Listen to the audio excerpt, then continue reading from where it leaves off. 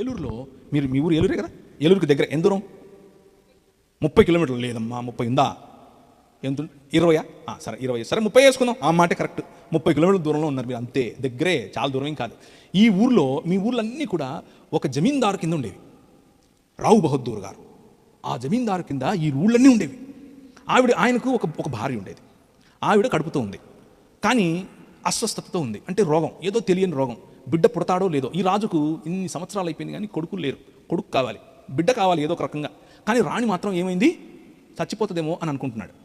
అప్పుడు ఈయన ఎతుకుతున్నాడు ఎవరైనా కనిపిస్తారా అని. వైద్యుల దగ్గరికి వెళ్ళాడు, చాలామంది వైద్యుల దగ్గరికి వెళ్ళారు. అందరూ మంత్రించారు, చూశారు, చెప్పారు. ఏమని చెప్పారంటే కాదండి, అయిపోద్దండి ఇది అని చెప్పారు. మరి ఎలా అని ఆలోచిస్తున్నాడు. దేవుడు, నీ రాజు, ఇంతవరకు ఏ రాజు గురించి అయితే నేను చెప్పాను, ఆ రాజు అంతకంటే ముందే అక్కడెక్కడో అమెరికా దేశంలో ఉన్న ఒక ఆమెతో మాట్లాడాడు. నువ్వు తెలుగు ప్రజల మధ్యకి వెళ్ళాలి, ఏలూరుకి వెళ్ళాలి, విజయవాడకి వెళ్ళాలి అన్నాడు. ఆమెకు అసలు విజయవాడ ఎక్కడుంది, ఏలూరు ఎక్కడుంది ఏం తెలీదు. కానీ ఈ రాజు చెప్పాడు నువ్వు వెళ్ళాలని.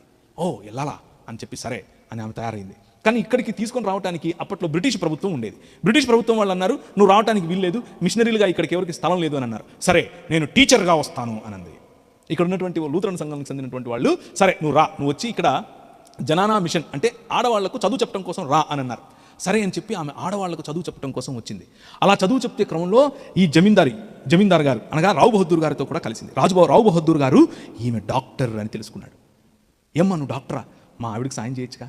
సరే వస్తాను అని చెప్పి ప్రతిరోజు సాయంత్రం వెళ్ళి ఆమెను చూసేది.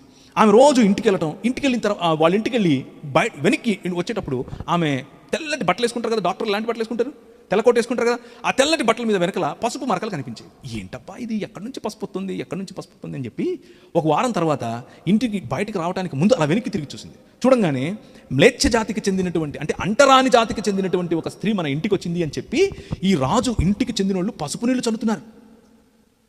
పసుపు నీళ్లు ఎందుకు? ఎవరినో తాకద్దు, ఎవరినో ముట్టద్దు, వీరు ఫలానా కులం, వీరు ఫలానా జాతి, వీరిని తాకద్దు, వీరు ముట్టద్దు అన్నటువంటి ప్రపంచంలో ఉన్నటువంటి ఒక దుర్వ్యవస్థ. ఆ వ్యవస్థ కింద బ్రతికినటువంటి వాళ్ళమే మనందరం అదే. కానీ ఆమె అవమానాన్ని తీసుకుని, అవమానాన్ని భరించి ఆమె అన్నది, నా రాజు నాకేం చెప్పాడు తెలుసా, ప్రతి మనిషి దేవుని స్వరూపము, దేవుని పోలిక.